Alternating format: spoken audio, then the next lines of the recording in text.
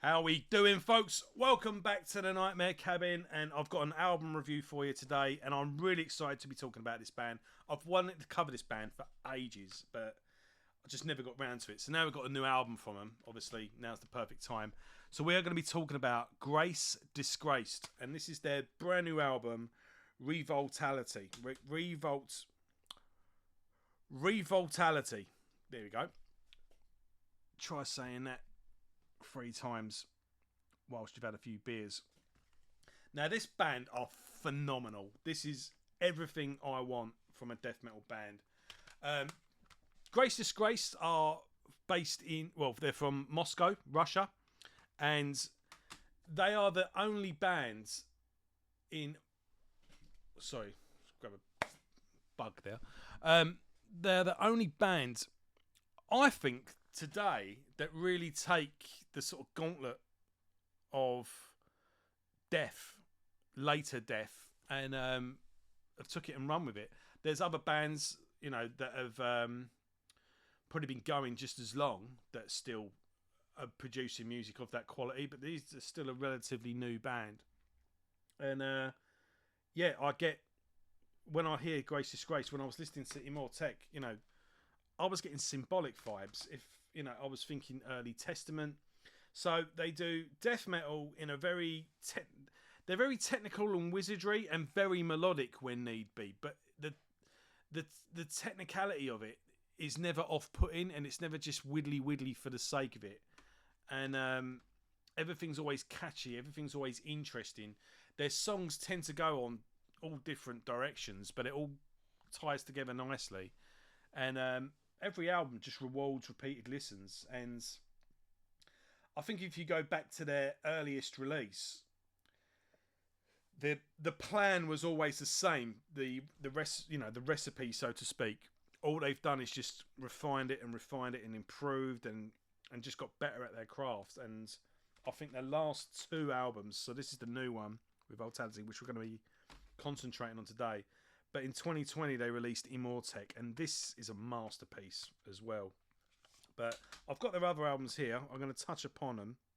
But yeah, I mean, this is really top tier death metal in a technical, melodic way.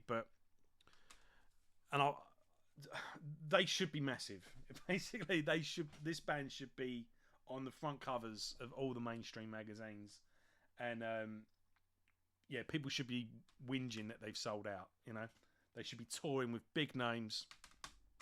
And who knows? Hopefully, a decent record label will pick them up, and a decent promotion team will stick them on a decent tour. I don't know, but they've got a pretty hefty back catalogue here. So they've got an EP and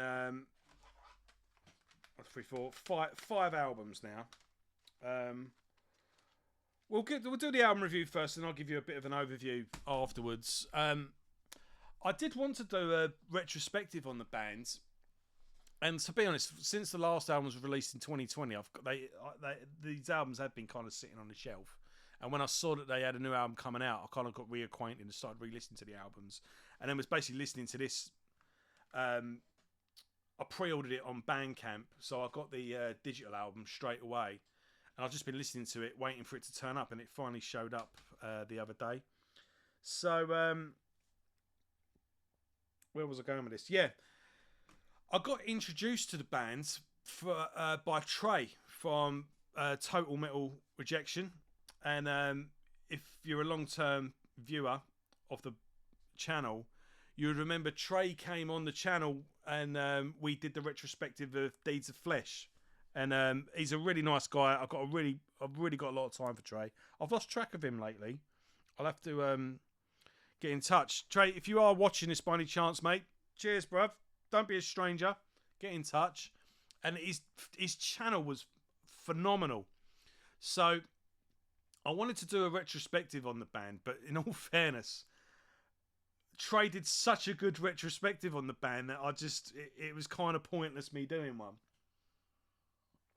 So, yeah, I want to talk about them, but don't know really what to do.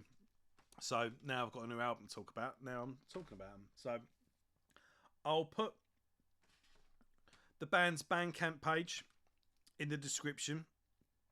Go get their whole back catalogue. It's all phenomenal. They're 8 out of 10. 8 out of 10 on a bad day, you know.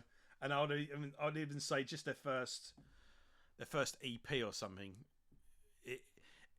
They're just not developed into what they have become now. That's about as bad as it gets. But the intention was always there, and even the earlier stuff that's a bit rawer and a bit more rough around the edges is still awesome. So I'll put Trey's retrospective video in the description, and I'll put the band's Bandcamp page for you to check out afterwards. With that being said, let's get into the review. So, Disgraced have been going since 2018. No, that's not right. 2009 was their original EP. Now, they put out their original EP, but then they put out a split, you know, those split demo, not a demo, like a split EP thing with 4 other bands. Now the band, so this is what I've got. I've not got that EP, but all the songs on that EP are on this anyway. So this is the original release in 2009. And then, yeah, they've done 4 albums since then. And I think the 2 main members are vocalist, let's have a look, right, Paulina Berezgo, I think that is, Paulina Berezgo on vocals, and Alexander Klapsov, I think that is, yeah, Alexander Klapsov on guitars, and the main guy that's been doing drums for them on the last couple of releases is Andrei Ishenko, and they're the main 3 that have been in the band. Well, yeah, pretty much. And Andre has done all of the albums, but he didn't do the EP. I think that's it. So you've had a couple of bass players come and go. I'm getting a bit of mixed news, really. I'm not sure who's done the bass on the new album. One thing, it says that it's a 3-piece, and then and on the Bandcamp page it says it's a 4-piece. But the Bandcamp's now, like, they're all numbered. So on the Metal Arcades page, when you click on the number, the member comes up. But yeah, I'm not sure what's going on. But there's definitely a bass player on here, unless the guitarist has done all the bass. But the bass, Steve DiGiorgio would be proud to have his name on this album. That's how good it is. So it's all that bing, bing, bing. You know, it's all catchy and technical and all over the place.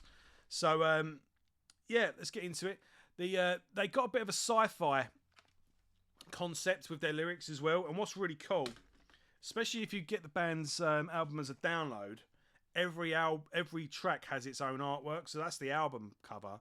But then each track, another bit of artwork comes up on your phone.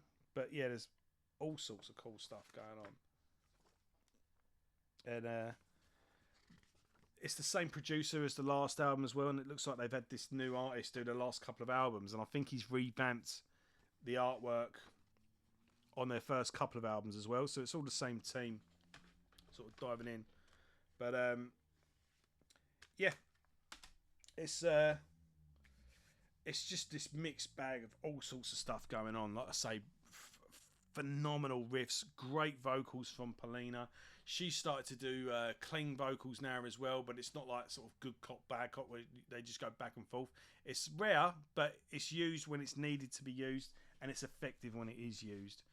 So the album starts off with When the Damned Unite, kind of technical but catchy. It's got that. It's, you like I say, it's not off-putting. It's not just a widdly for the sake of it. It all serves a purpose. It all serves the song. You know, you've got these beautiful guitars on there. There's a bit of a clean section on there. I think this it's a perfect album opener because it perfectly encapsulates everything the band does. sort of around, think like the third and fourth Pestilence albums, so Testimony of the Ancients and Spheres, and then think Human to Symbolic, or Human to Sound of Perseverance, really. Death. So the last four Death albums and those two middle Pestilence albums. It captures that atmosphere brilliantly. The last two Monstrosity albums as well. So it takes that classic sort of template laid down by those bands. I mean, you could say Watchtower were an influence as well on that little like technical death metal, sort of death metal with a proggy edge. And they've taken that template laid down by those bands, but it's still very modern, still very futuristic. It's still forward thinking. It's still fresh and still has a modern approach. But yeah, this song's a perfect opener. I mean, I'd go play this song, and if you don't like it, then forget it. You know.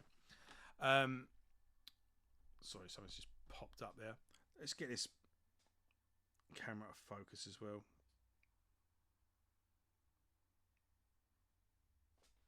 Am I gonna have to lean in like that? There we go. Right. So next up, we've got The Hope. Melodic lead at the beginning over like this technical bass and drums. The bass is amazing on this. It's like bing the bing, bing the bing, and then with this nice melodic lead over the top, you got these clean sort of widdly bit on the chorus as well. When it kicks in, the chorus kicks in, and then the drums and the bass is still going with Polina's doing her vocals, and then it's just this and it's just really cool sort of contrast where you think it's going to get really heavy and brutal, and then it just kind of does this, you know, this just sort of leans in. But it's got like a start-stop section as well before breaking into this epic sort of metallic riff. That it's kind of melodic. This lead, it brings, you know, think Metallica at their most epic. Think Iron Maiden in the terms of melody. And that's what's great about this as well. Is as much as it's steeped in death metal, it still has that classic heavy metal feel to it. It still feels very Iron Maiden, very Merciful Fate, very, you know, insert classic metal name here. Like the whole scope is covered. It's amazing riffs, amazing solo at the end of this as well. Then we've got 22 Blood March. Starts off quite like with a galloping rhythm. The fret sort of dancing on this. Chuck Schuldiner would have been proud of the riffs that are in this song, and there's like a nice little weird sci-fi bit at the end as well. What's next? The Culture of Pain starts off a little slower this time. This is now the pace gets going. This has got a bit more of like a doom laden feel to it, and it's got this beautiful little ambient sort of melodic section in the middle of the song as well. I mean, again, there's 7 songs on this, and this is a bit of a pattern with all of the albums that they always have 7 songs, but a lot of ground. So 7 songs, 46 minutes, and trust me, a lot of ground is covered in those 46 minutes. And yeah, Culture of Pain just sits right nicely in the middle of the album and just breaks everything up. Fault of Pure Revolt is my favourite track on it. I would say if you're going into this album, I'd say start with The Damned Unite, but then yeah, check out, if you're not really sold on that one and you like things a bit more melodic, check out The Fault of Pure Revolt. It's got a sung chorus in it, and it is an earworm. It's got this main melody,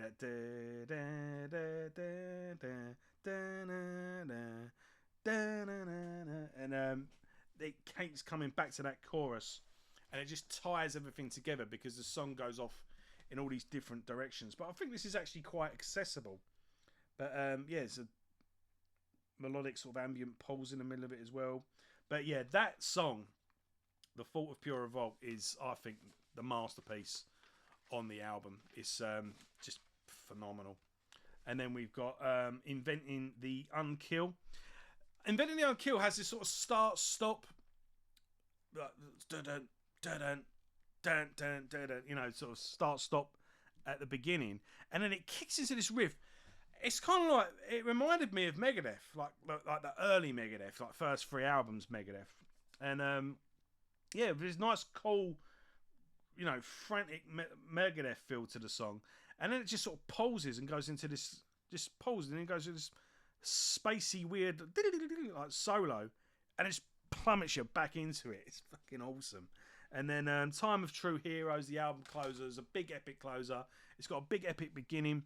Kind of does everything we've been doing so far. It throws you over here, nice and riffy. Then it throws you over there with a nice melodic solo, and then it just closes with a nice, like, sort of the last 2 minutes or so with this nice piano outro. And I can't believe it's been 4 years since the last album, and I'm so glad that the band are back. And I really hope this sets them into the stratosphere, because this band deserve to be fucking massive. They are awesome. So yeah, like I say, this is, we're coming to the end of the year now, and that whole top 10 albums of the year list is looming over me. I didn't even bother doing one last year. I just wasn't in the mood to do one, and I was really busy over Christmas as well, and I just, when it's time came to doing one, it was just like, yeah, the moment's gone, and I'm not really bothered. This year, however, I'm spoilt for choice. There's so many good albums, but I'm going to give you a little spoiler. This is in the top 3. There's 3 I've got in mind off the top of my head, and they're battling for number 1, and this is one of them. This is amazing stuff. And like I say, if Testimony of the Ancients and Symbolic are 2 of your favourite death metal albums, you have got to get this. This is essential, and it's absolutely brilliant. So yeah, that's Disgraced. So I'd say you got the original EP. You can even get it. Good luck finding it on CD, but yeah, I've got the split. This is with Pure Filth, Dehydrated, and Red Rum. And yeah, the band's original first EP is, all the tracks are on this anyway. But then the first proper album is Informant. I can't read it. Informant Traced, I think that is. Let's have a quick look on the bandcamp page. Yeah, Informant Traced. This was released in 2012. Again, what the band are doing here, they've been doing the whole time. They've just gradually got better at it with every album, and everything's just evolved with every album. So I think that's the original artwork on the CD, and then they've got the guy to like slightly revamp it. Next up, we've got The Primal Cause, Monumental. I'm going to have to just take these CDs booklets out, because I just keep getting a glare off the... We've got a cool band pick there. And again, it's all the same. Again, they just get better and better with every album. And I'd say the absolute worst would be an 8 out of 10. Next one, Lasting After Deaths. Is that Lasting After Deaths? I keep thinking I can't read. But yeah, but this is awesome artwork on these as well. And they've got some cool concepts with their lyrics as well. And Polina's just an awesome vocalist, and they're all just impeccable musicians, all of them.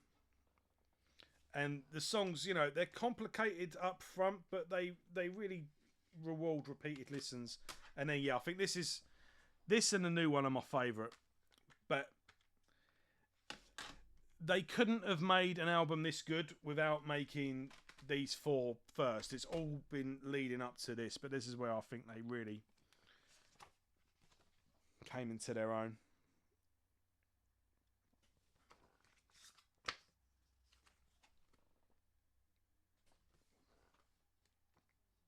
That's really cool. I'll show this a bit more off.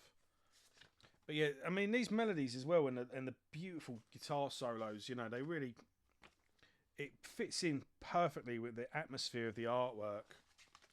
And yeah, I'll reach out. Who knows? Maybe I'll get lucky and I might be able to do an interview with the band and we can go into a bit more depth. But this band are absolutely fantastic, and I cannot highly recommend them enough. So, like I say, I'll chuck the bandcamp page in the description. Check the band out. Go listen to their albums and buy some stuff. Even if you just buy it digitally. And then I'll put Trey from Total Metal Rejection's video as well. He does a really good retrospective on them as well. So yeah, Grace is Grace. Go get it. It's worth your time. Apart from that, keep it metal. Have a good weekend. I'll see you all soon. Take care.